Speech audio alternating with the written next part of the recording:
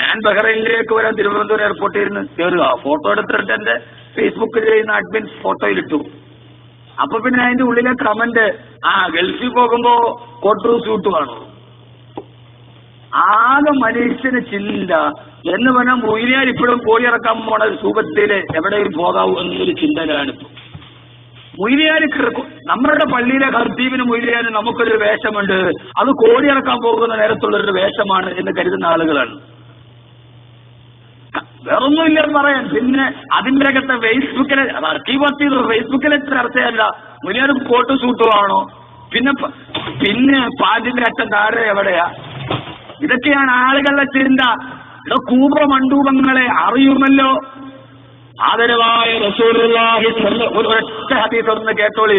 ബഹ്റൈനിലാണ് ഏറ്റവും കൂടുതൽ അതിന്റെ ചർച്ച നടക്കുന്നത്. ഞാൻ ഇന്ന് എന്റെ ക്ലാരിഫിക്കേഷൻ കൊടുക്കാന്ന് പറഞ്ഞിരുന്നു. ആദരവായ റസൂലുള്ളാഹി സ്വല്ലല്ലാഹു അലൈഹി വസല്ലം പറഞ്ഞു, മൻ ജറ സൗബഹു ഖുയലാ, ആരെങ്കിലും അഹങ്കാരത്തോടെ അവന്റെ വസ്ത്രം നിര്യാണിയുടെ താര വലിച്ചെറിച്ച് നടന്നാൽ ആ വലിച്ചെറിയുന്ന ഭാഗം നാളെ നരകത്തിലാണെന്ന് ഹബീബായ നബി മുഹമ്മദ് മുസ്തഫ സല്ലല്ലാഹു അലൈഹി വസല്ലം ഈ ഹദീസ് പറയുമ്പോ അബൂബക്കർ റളിയല്ലാഹു തആല സിദ്ദീഖ് ഓടി വന്നു. വിഷയവുമായി ബന്ധപ്പെട്ടത് തന്നെ സിദ്ദീഖ് ഓടി വന്നു.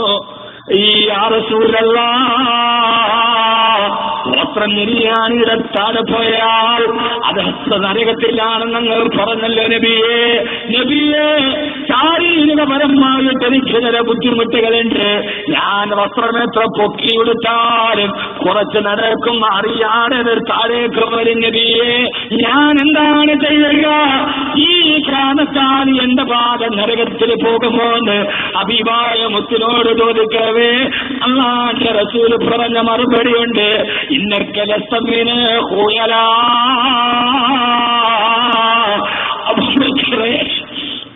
നീ അഹങ്കാരിയല്ലല്ലോ, നീ അഹങ്കാരിയല്ലല്ലോ.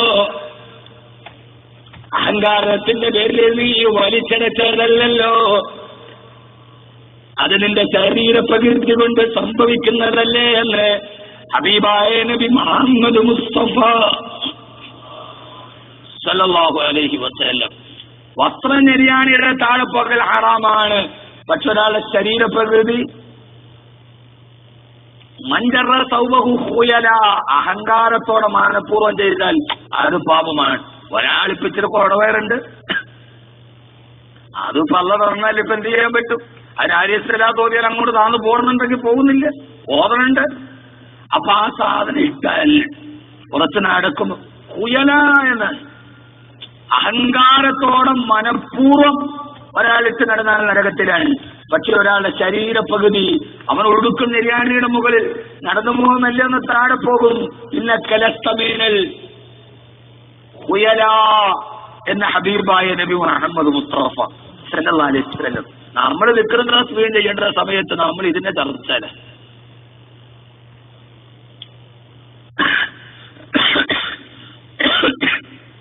നമുക്ക് മനസ്സിലായിട്ടുണ്ടാവുമല്ലോ ഇല്ലേ?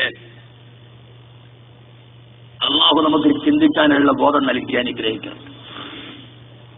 അള്ളാഹു നമുക്ക് ചിന്തിക്കാനുള്ള ബോധം നൽകി അനുഗ്രഹം. അതൊക്കെ അവിടെ ഒറ്റ എല്ലാം ഓഫാക്കിയല്ല, ഞാൻ കണ്ടിട്ടല്ലേ നിങ്ങൾ കണ്ടത്. എന്റെ പ്രിയപ്പെട്ട സഹോദരങ്ങളെ, ആദരവായ പ്രവാചകൻ നബി മുഹമ്മദ് മുസ്തഫ സല്ലല്ലാഹു അലൈഹി വസല്ലം. ഞാൻ ഇന്നലെ എയർപോർട്ടിൽ നിന്ന് കയറിയപ്പോ എന്റെ പാൻഡരപ്പം തടയിക്കും. എനിക്കതൊരു പ്രശ്നമുണ്ട്. പിന്നെ ചർച്ച അതിലാണ്. മുരിയാന്റെ പാൻറിന്റെ അറ്റ ജരിയാണിയുടെ കീഴിൽ അവനവന്റെ പെണ്ണുങ്ങൾ നാട്ടിൽ തുണി തന്നെ ഇല്ലാതെ പോവാൻ. അതിനെക്കുറിച്ച് ചർച്ച ചെയ്യാൻ ആരുമില്ല. ഉടുതുണി തന്നെ ഇല്ല. നമ്മൾ അരക്ക് കീപ്പോട്ടെടുത്ത് മുണ്ടെടുത്തിട്ട് മുഖം തുടക്കിയ നമ്മൾ ചെയ്യുന്ന പരിപാടി എന്താ? അരയിൽ കെട്ടിയ മുണ്ടെടുത്തിട്ട് മുഖം തുടച്ചാൽ അവൻ അറിയില്ലല്ലോ അവൻ അരക്ക് കീപ്പോട്ടുള്ളത് അങ്ങനെയുള്ള പരിപാടി എന്ന്. നമുക്ക് അതിനെ കുറിച്ച് ചർച്ചയില്ല. അള്ളാഹു നമുക്ക് ബോധം നൽകട്ടെ. ശുജായി പറഞ്ഞ പോലെ കൂടുതൽ എന്നെ കൊണ്ട് പറയിപ്പിക്കണ്ട. ബുദ്ധി കുർമതയുള്ളവർ കൽപ്പമാത്രം പോലെ എന്ന് ശുജായി കൊണ്ട് ചോദിച്ചിട്ടുണ്ട്. എന്റെ പ്രിയപ്പെട്ട അപ്പൊ സിദ്ദീഖൻ നമ്മൾ കാലഘട്ടത്തിന്റെ സിദ്ദീഖായി മാറണം. അള്ളാഹു സുബ്ഹാനഹു വ തആല തൗഫീഖ് നൽകട്ടെ. ആ ചർച്ചയുടെ അടിസ്ഥാനം ഒരു സൈസ് രോഗമാണ്. ആ രോഗം ഹൃദയത്തിന് ബാധിച്ചതാണ്. ആ ഹൃദയത്തിന്റെ ചൊറിച്ചിലും മാറ്റാൻ കോട്ടക്കരയിലെ വാദ്യശൈവര് എണ്ണയ്ക്ക് കഴിയില്ല. അത് മനുഷ്യന്റെ ഹൃദയത്തിന് ബാധിച്ചൊരു അർബുദമാണ്. അതിനെ അള്ളാഹു മാറ്റി തരട്ടെ. എന്റെ പ്രിയപ്പെട്ട സഹോദരങ്ങളെ, ആദരവായ പ്രവാചകൻ നബി മുഹമ്മദ് മുസ്തഫ, ഞാൻ പറയുന്നത് നമ്മുടെ ഉലമാ സമൂഹത്തെ ചില പ്രാദേശിക വികാരത്തിന്റെ പേരിൽ ഏടൊന്നിന് തളച്ചിട്ടതാണ് ഇസ്ലാമിക സമൂഹത്തിന്റെ മുന്നേറ്റത്തിന് തടസ്സമുണ്ടായത്. അവരുടെ വസ്ത്രം പള്ളിയിലെ മഹലിൽ ഖതീബിനെ പിരിച്ചു വിട്ടു എന്ന് പറഞ്ഞ എന്നോട് ഒരാൾ, എന്താ കാര്യം? അയാൾക്ക് വണ്ടി കച്ചവടം ഉണ്ട് അത്ര. ഞാൻ ചോദിച്ചു, എന്താ അയാൾ ഹറാമ് ചെയ്തോ? അതില്ല, അയാൾ കച്ചവടം ചെയ്തിരുന്നതിന്. എന്നാ പിന്നെ അബൂബക്കർ സിദ്ദീഖ് ഏറ്റവും നല്ല കച്ചവടക്കാരനായിരുന്നില്ലേ? ഈ ഖതീബാണ് വെള്ളിയാഴ്ച എപ്പോഴും ഓതുന്നത്, അല്ലാഹുമ്മ അർളന ശർറ ഖുലഫാഇ റാഷിദീൻ വഅഫ്ളി ഉമറാഇ മുർഷിദീൻ അമീറുൽ മുഅ്മിനീൻ സയ്യിദുന അബൂബക്കർ സിദ്ദീഖ് റളിയല്ലാഹു അൻഹു. ഈ മുഴുവൻ പ്രവാചകൻ അല്ലാഹുവിന്റെ റസൂൽ തന്നെ കച്ചവടക്കാരനായിരുന്നു.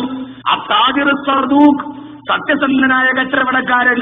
മഅല്ലദീന അന്നമ അല്ലാഹ്. അപ്പൊ പിന്നെ എന്റെ പ്രിയപ്പെട്ട സഹോദരങ്ങളെ, അങ്ങനെ ആകണമെങ്കിൽ അപ്പൊ പിന്നെ നമുക്കത് അംഗീകരിക്കാൻ പറ്റൂല.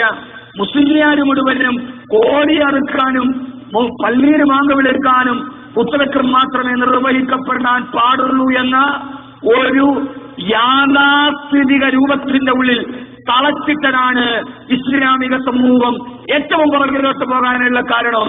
ക്രൈസ്തവ പാതിരിമാരെ നോക്ക്, അവർ അവരുടെ സമൂഹമായിട്ട് ഇടപെടാനുള്ള അവസരം നൽകപ്പെടുന്നുണ്ട്. പക്ഷേ അള്ളാഹു നമുക്ക് ചിന്തിക്കാനുള്ള ബോധം നൽകി അനുഗ്രഹിക്കുമാറാകട്ടെ. ഞാൻ ആ ഭാഗത്തേക്ക് കിടക്കുന്നില്ല. അള്ളാഹു സുബ്ഹാനഹു വ തആല സിദ്ദീഖുകളുടെ കൂട്ടത്തിൽ അള്ളാഹു നമ്മളെ ഉൾപ്പെടുത്തി അനുഗ്രഹിക്കട്ടെ. അതുകൊണ്ട് എന്റെ പ്രിയപ്പെട്ട